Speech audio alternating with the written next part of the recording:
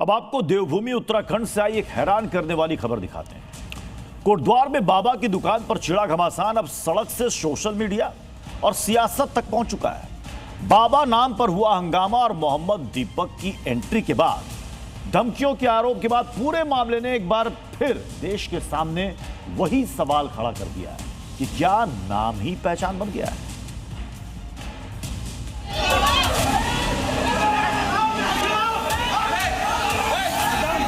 मेरा नाम मोहम्मद दीपक है भाई। मोहम्मद दीपक है आपका नाम है।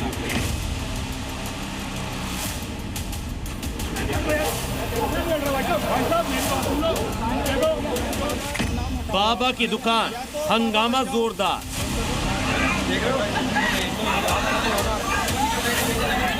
देवभूमि उत्तराखंड के कोटद्वार में हंगामे और नारेबाजी की ये तस्वीरें भले ही 26 जनवरी की है,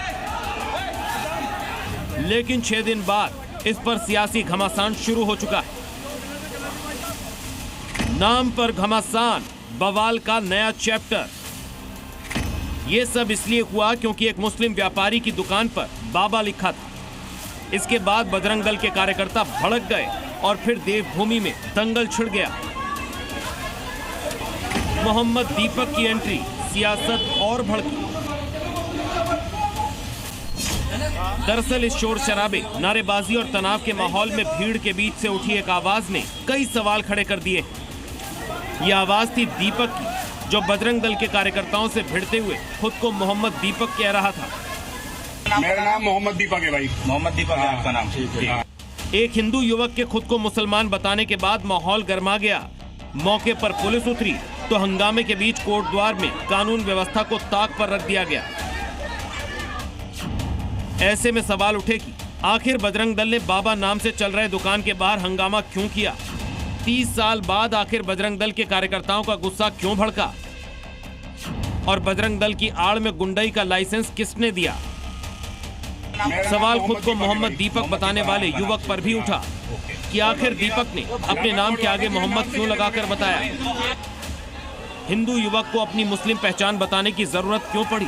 और सबसे बड़ा सवाल, वहां मौजूद पुलिस ने समय रहते भीड़ पर कंट्रोल क्यों नहीं किया?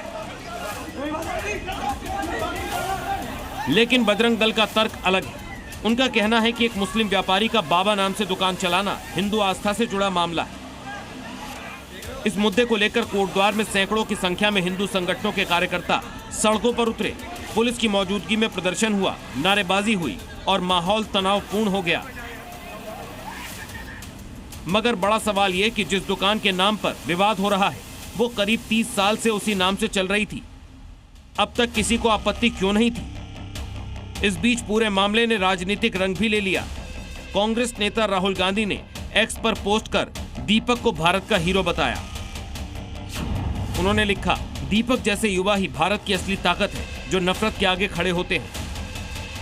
वहीं ओवैसी ने दीपक को इंसानियत की मिसाल बताया और बीजेपी सरकार पर निशाना साधते हुए कहा कि देश में नाम देखकर नफरत फैलाई जा रही है। मैं सलाम करता हूं दीपक कुमार को कि उसने उस 70 साल के बूढ़े वकील अहमद की हिम्मत और उनके साथ खड़ा हो गया। अगर इस तरह के दीपक कुमार के नाम के हमारे हिंदू नौजवान आगे आ जाएंगे तो इस मुल्क से बीजेपी आरएसएस की हुकूमत खत्म हो जाएगी। वहीं इस मामले में हीरो बने दीपक का आरोप है कि उन्हें और उनके परिवार को फोन पर धमकियां मिल रही हैं। मेरी जान को खतरा है, ये मेरे को धमकियां दे रहे हैं कि कोटद्वार चल के दीपक को हम बताएंगे। केवल ये आते हैं कोटद्वार, पूरे कोटद्वार में घूमते हैं, प्रशासन इनको रोकता नहीं है और ये बेहिजक होकर नारे लगाते हैं, मेरे को गालियां देते हैं। फिलहाल पुलिस हालात पर काबू कर पूरे मामले की जांच में जुटी है और सोशल मीडिया पर भड़काऊ बयानबाजी को लेकर कड़ी हिदायत दी है। मेरा निवेदन है कि इस तरह से किसी भी तरह के बहकाव में ना आए और शांति व्यवस्था बनाए रखें और किसी को भी मतलब इस तरह से गलत तथ्यों को प्रसारित करने का कोई अधिकार नहीं है। इस बीच कोटद्वार से उठी ये चिंगारी एक बार फिर देश को उसी बहस पर ले आई है कि क्या किसी के नाम से उसकी पहचान तय होगी और क्या किसी धार्मिक संगठन के कुछ लोग कहीं भी हंगामा खड़ा कर सकते हैं। कोटद्वार से अमित भारद्वाज के साथ ब्यूरो रिपोर्ट, जी मीडिया।